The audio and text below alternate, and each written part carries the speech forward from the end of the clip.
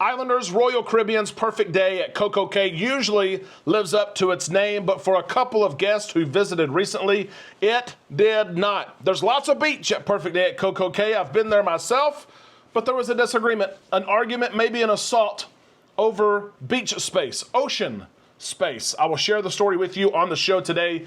I'm also sharing news from Royal Caribbean on the Star of the Seas. The shipyard and Royal are praising something that I'm not so sure is a great thing.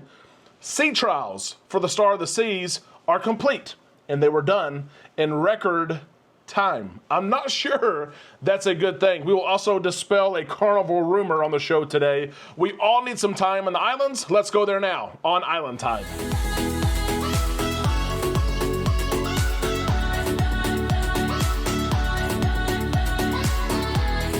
Happy Tuesday, May 27th, Islanders. Thank you for stopping by the show today. We hope that you had a great holiday weekend, remembering those who gave everything for our country. We certainly remember them yesterday. We're on Island Time. I am Derek. Let's drop our anchors and take some time to relax in the islands together, catching up on everything in the cruise news world. And there's a lot to catch up on, especially this first story from Royal Caribbean's perfect day at CocoCay. I've been there. It's a beautiful private island experience. There's all kinds of different experiences, from the thrills of the water park and the hot air balloon that goes up in the air to the relaxation that you can have of laying on the beach. You would figure that if there was a problem at Perfect Day, which there usually are not, it would be at one of the more fast-paced parts of the island. Not the slow, relaxing part of the island, but that's not what happened. Here's the issue. A group of guests reserved an overwater cabana. There's all kinds of different things that you can reserve at Perfect Day. One of them being an overwater cabana. You have this cabana with nice furniture. Some of them have air conditioning. Some of them come with different servers that serve you food and drinks and all kinds of different access, and you can enjoy your day. With this group of guests, they rented the overwater cabana. They rented the one that was closest to the public swimming area, the beach area, where the common folk go and enjoy. And yes, there's a divider there. There's some buoys there. But the claim is this was a windy day and that the tide of the water was pulling people from the public area. There are hundreds of them, if not thousands of them. And then the tide would push them into this private beach space that these people had rented. The group said that people kept on coming into the water. And I want to make this clear. This is not a beach access issue, whereas people are just chilling, laying and setting and playing in the sand. These people are in the water. The lifeguards there would remind them that, hey, that space is rented. You need to make your way back over here. And people, I would assume, would do that. But this is, we're talking about the water. We're talking about water space. And there's a lot of water at Perfect Day at CocoCay, but the people that rented the cabana did not like this issue that was taking place. The worst part of it all is this took place at Royal Caribbean's Chill Island, the chill part of Perfect Day, where people and places are supposed to be chill, at rest. And that did not happen in this situation. The lifeguards, again, tried to help, tried to encourage people to stay away, stay in the public side of the beach. But those who rented this cabana took matters into their own hands. They got tired of people being in the water in front of their cabanas. The reports are that they used profanities to the people that were in the water, to the lifeguards, saying basically, get off my space. I paid for this, and some of these things are thousands of dollars. It is totally understandable to be maybe upset about this, and maybe you go ask a Royal Caribbean crew member, hey, we need some help here, although can you do anything? When Mother Nature is saying, hey, swimmers, you're going that way, there's not a lot that you can do. But here's what made it worst of all. They began to, reports say, attack those that were in the water, push them, punch them, duck them under the water. Lifeguards had to respond. Security teams had to respond to say, you can't do that. You can be upset if you want to get on to us and say you need some help, okay, but you can't put your hands on what reportedly is a father and a son for being in the water. They were pushed there. Unbelievable story here. No response yet from Royal Caribbean. I don't know what happened beyond this. I don't know if everybody was separated and they went back to maybe Chill Island. I don't know if the group was told, hey, you probably need to get back on the ship. This is the end of your day, that perfect day at CocoCay. Not sure what happened here. I will say this. I can understand these people being upset. They paid a lot of money. At the same time, the people not walking on their beach access, that would be choosing to literally cross the line. It's Mother Nature pushing them a certain direction. Hey, next time, don't book the cabana that's right beside the public beach area. Book the one that's like 3 or 4 down. And if that's the only one left, don't choose that one. I don't know. Violence is never the answer. And if these reports are true that they went in and hit these people in the water, especially dunking them underwater, something needs to be done.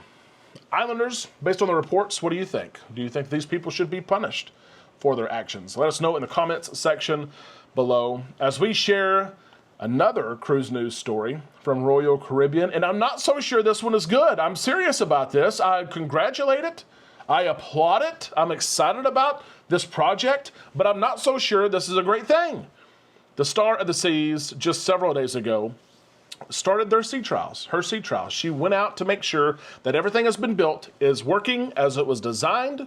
They go through so many different tests with crew members. They work on navigation system. They work on emergency situations. And once all the tests are complete, they come back to the shipyard. They've done this in record time. The Star of the Seas just started her sea test, and the shipyard and Royal both say she's done. Everything is complete. I work in IT, and I understand when you design something, you build something, you have to test it, and you go through every single test case. What could go wrong? Let me poke this hole and that hole. You're trying to break it.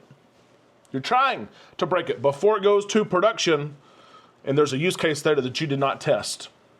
So I understand how testing works, and it blows my mind that a ship of this size and the number of tests and test cases that should be created, that they're already done.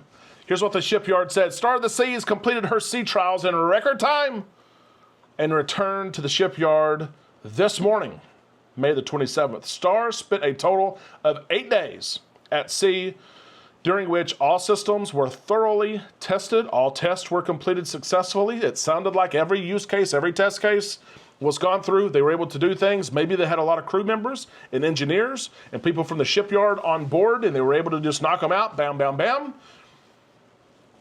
But, you know, I remember being back in school and sometimes being finished with a test and turning in your test first wasn't always a great thing. This whole process, this whole build process has been super quick. Remember that the ship is being delivered early. They have these test cruises, these preview cruises, because the ship was done ahead of schedule. In this test case here, this sea trial is only the latest thing to finish early, finish ahead of the game. Now the ship is back, and she will have her final outfitting. Make sure her furniture is set up, the light fixtures are set up, and all the finishing touches will be put in place before she sets sail this summer. We're excited about that. We're hoping to be on board one of those preview sailings. We will be on board November the 30th of this year for a full week. Islanders, do you think this is something to brag about? Do you brag about a record completion time with sea trials? Let us know in the comments section below. I want to share this as well from Carnival Cruise Line. Carnival has had some news the last couple of weeks on adults only cruising. And while adults only are going to be allowed on certain sailings on the Carnival Magic and the Conquest, this is only due to dry dock schedules shifting, and these certain sailings are being conducted and ran by the casino group. So they're not necessarily being marketed as adults only cruising. They are casino cruises, which you have to be an adult in order to gamble. John Heald has made this clear, shared this when he's talking about rumors. One of those rumors is that we're moving to become a, quote, all adults only cruise line. Please ignore that. We are a proud family cruise line. We have been, and I'm sure always will be. It's neat that Carnival is offering these casino, adults-only cruises, but if you cruise Carnival, you know part of the culture, part of the design of the ship, the activity schedule and fun times are centered around families and kids. In Carnival, they're not going to go to an adults-only style of cruising only. Now, with that said, testing is everything. And these casino adults-only cruises may venture and may pay out to be very popular. And Carnival may offer similar sailings down the road, but keep in mind, these are just a handful of sailings of the hundreds of sailings that Carnival does every single year. I hope they're popular. I hope people enjoy them. And there's no kids on board. They probably will. Hopefully they continue to do these, but I did want to dispel the rumor out there that Carnival Cruise Line is shifting to adults-only cruising, because that's not taking place, and I'm happy it's not, because my family and I cruise Carnival and always have a blast. Islanders, that is the cruise news for today. We hope that you enjoyed it. A couple things before you leave the show today. Be sure you're a subscriber to the channel. That way you can stay up to date with cruise news, ship tours, vlogs, and the like. Go ahead and subscribe, ring that bell to receive notifications, and before you leave the show today, hit the thumbs up button. That will put this show in front of someone else that likes cruising as much as we do. I can't wait to see your thoughts, your comments in the comment section below. We'll see you on our Facebook page, and tomorrow, right here on Island Time.